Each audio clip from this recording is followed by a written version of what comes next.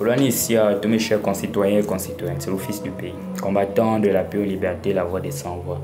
Je tiens à féliciter toutes les personnes qui ont été maintenues à leur poste ministériel d'habitude, car il y a l'adage qui dit on n'échange pas l'équipe qui gagne. Donc nous estimons que les personnes qui ont été maintenues, c'est les personnes qui ont mouillé le maillot et qui continuent à mouiller le maillot en cette période transitoire.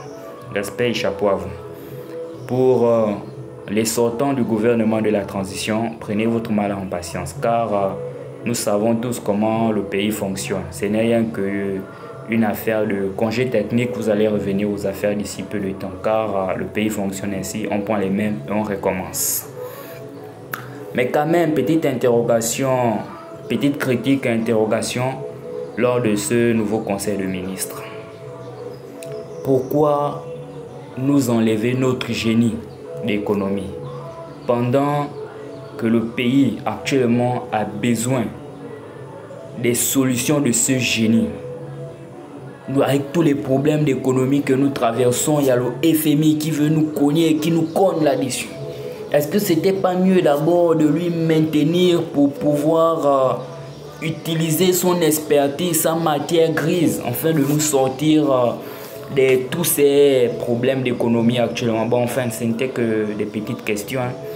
Et pour les nouveaux rentrants, sachez que les attentes sont longues de la population gabonaise. Donc, mettez-vous au travail et mouillez le maillot comme les anciens que vous avez trouvés pour que vous puissiez mériter le travail acharné. Et par la même occasion, je tiens à passer un gros merci à l'action menée par nos autorités pour les nouveaux taxis motos qui sont arrivés, une grosse action pour lutter contre le chômage de la jeunesse gabonaise. Mais quand même, les petites interrogations et critiques ne doivent pas manquer. Question: est-ce que ces taxis motos sont adaptés aux réalités de notre pays? Ou d'abord, les réseaux routiers, même en capitale, sont quasiment impraticables? Est-ce que ça doit s'adapter? Déjà que même dans notre pays, lorsque nous construisons en saison des pluies, on vous dira, il y a le voisin, il y a la voisine qui a dormi à la belle étoile. Le fait que le vent a soulevé la toiture et emporté la toiture de sa maison. Est-ce que ces taxis motos doivent supporter tout ça là? Bon, ce ne sont que des petites questions. Et malheureusement, constat aussi fait.